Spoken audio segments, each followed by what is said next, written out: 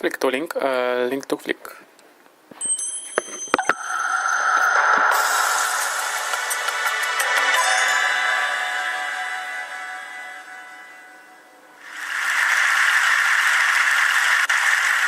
Everything is interconnected.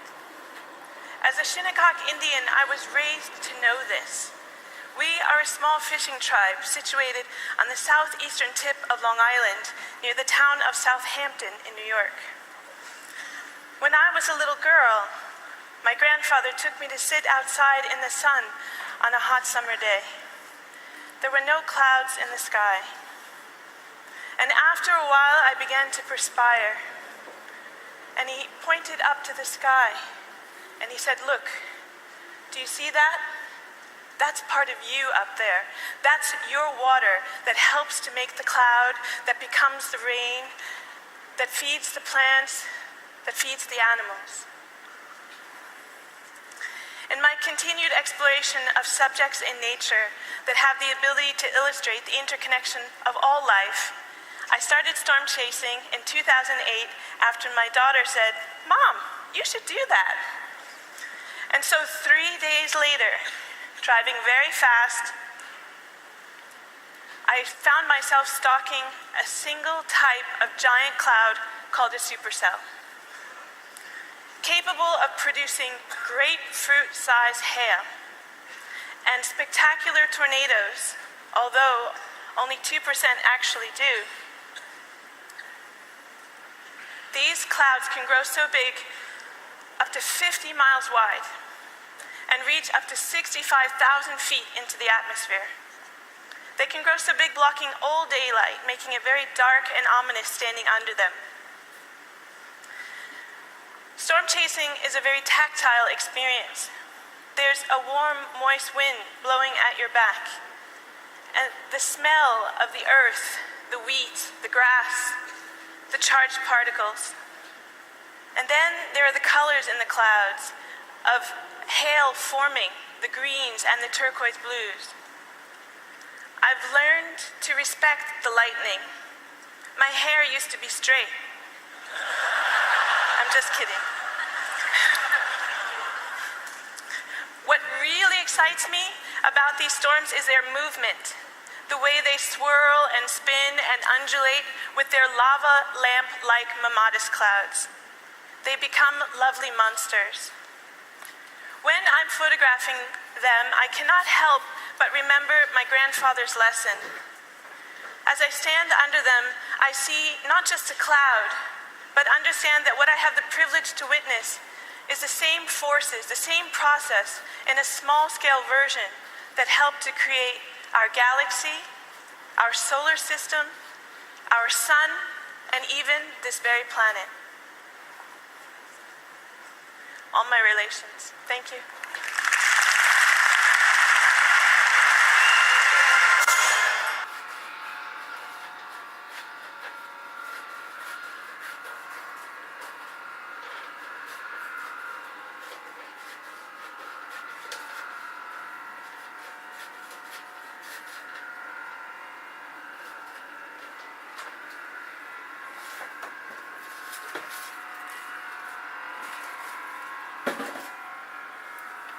Flick to link, link to flick.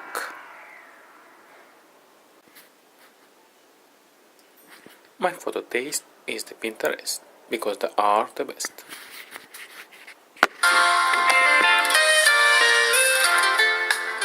Welcome to Spotlight. I'm Adam Novice. And I'm Robin Baselin. Spotlight uses a special English method of broadcasting. It is easier for people to understand, no matter where in the world they live.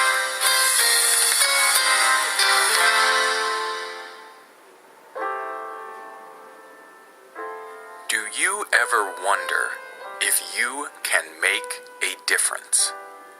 Do the world's problems seem too big?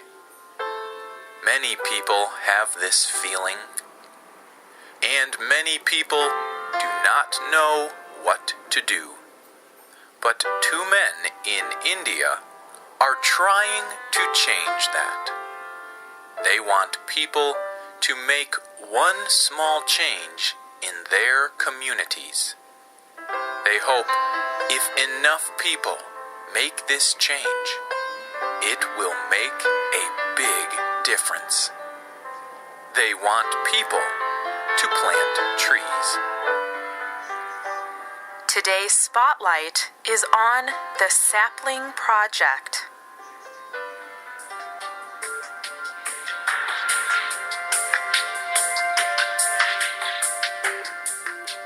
Satish Vijaykumar and Rungit Walunj live in Mumbai, India. They started the Sapling Project. Satish believes that their idea is like a tree. It starts with a seed. The seed is like an idea. Then the seed grows into a small tree, a sapling. Soon, the tree is bigger. It has branches that can reach far. Like the tree, as an idea grows, it can touch many people. Rungit told Spotlight about their idea. Most of us just keep thinking that we want to do something, but we never actually do anything. With the Sapling Project, we give one small opportunity to act on something. Something which will give our next generation the best environment.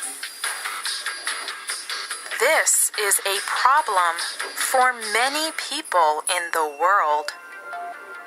It is difficult to know what to do about our worries. But Satish and Rungit decided to do something. They decided to plant trees. So, why plant trees? What problems does planting trees solve? Well, in Mumbai, India, there are millions of people. They all need places to live and work. This requires new buildings. But when new buildings appear, they also get rid of trees. The Indian government did a study of the country's trees. This study shows that India has millions of trees. But India also cuts down 3,000 to 4,000 trees every day. That is a lot of trees being cut down. It is not healthy for the environment. Trees clean the air, and they can help fight climate change. Satish said many people blame the government for letting so many trees get cut down.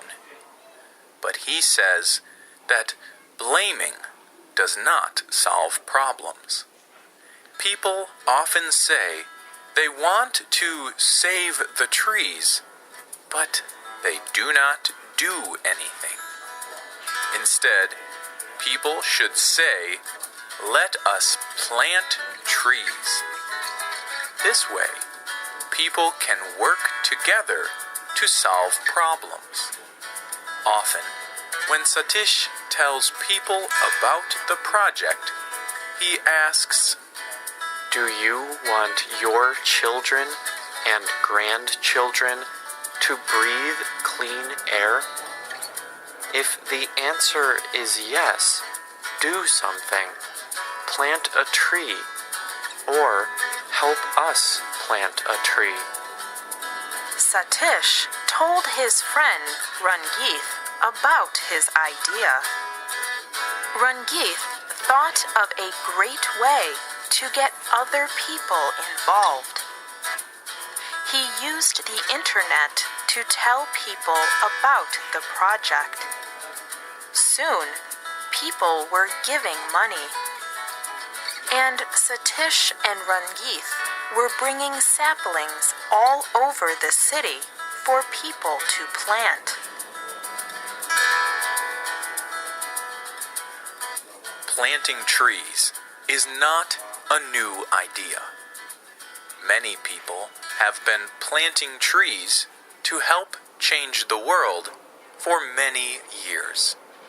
But the sapling project is different from other tree planting projects. Most tree planting happens in country areas where there once were large forests. But Satish and Rangeeth believe that it is important to plant trees in cities and towns. Trees can help block noise from busy city streets. And if people plant trees near their homes and businesses, they can help care for them. This is an important part of the sapling project. It is designed to get many Indian people involved in their own communities.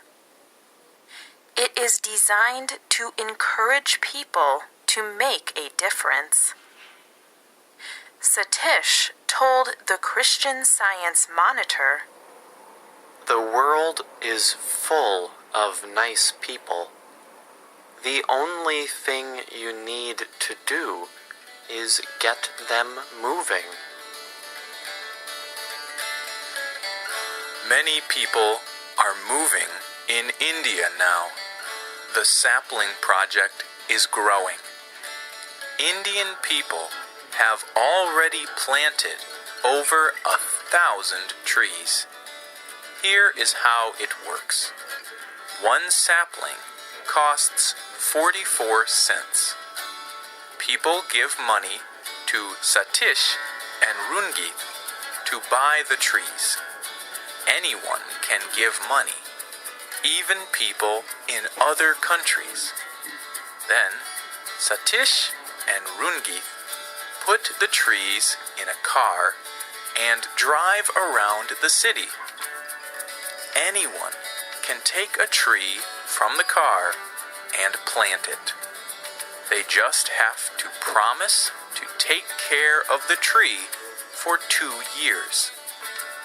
That is the time a tree needs to grow strong roots. Satish says that it is a good thing for people to have to care for the tree for 2 years. Caring for a tree is a little like caring for a child.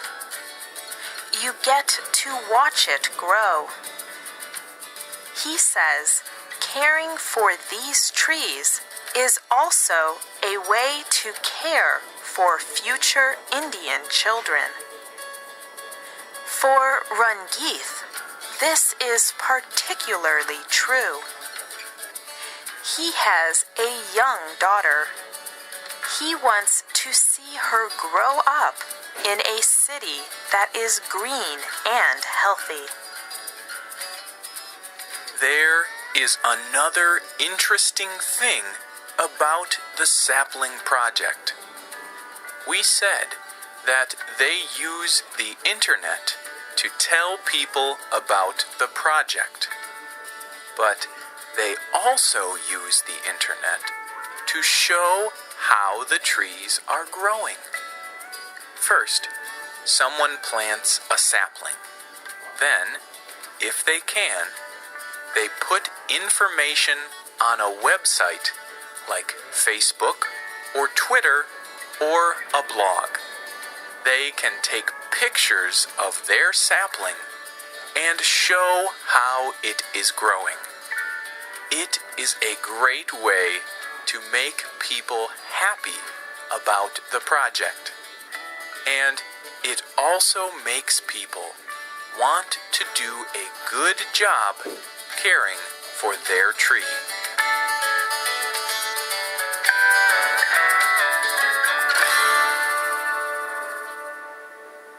Satish and Rangeeth have given away about 6,000 saplings so far, and the project has spread to 5 other cities in India. People in Mumbai are very happy about the project. It is already making big changes. The Christian Science Monitor talked to one mother about the project. Vini Bhagat was looking for trees to plant. Then she found the Sapling Project website. She decided to give a sapling to all of the children in her building. The children planted their own saplings. Now, the children must care for them. They use the wastewater from their homes to water the trees. Before the trees were planted, the area was just open and full of waste. Now, the children have a nice place to play. Vini says this is a good way to teach children the value of nature and how to care for the environment.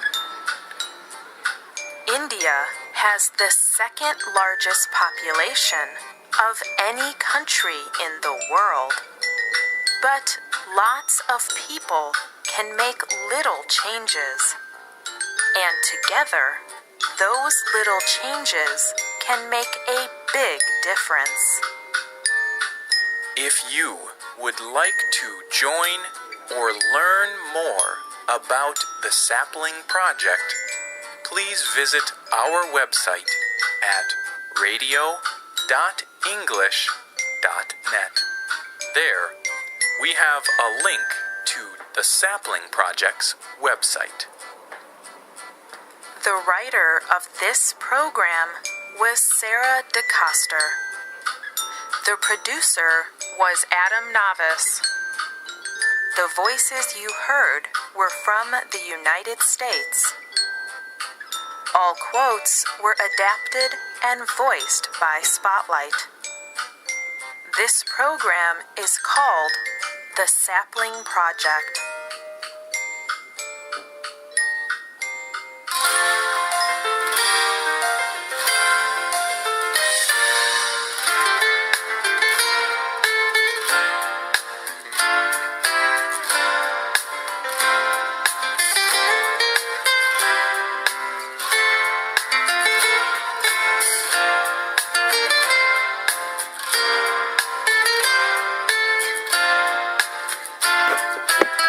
Flick to link, link to flick.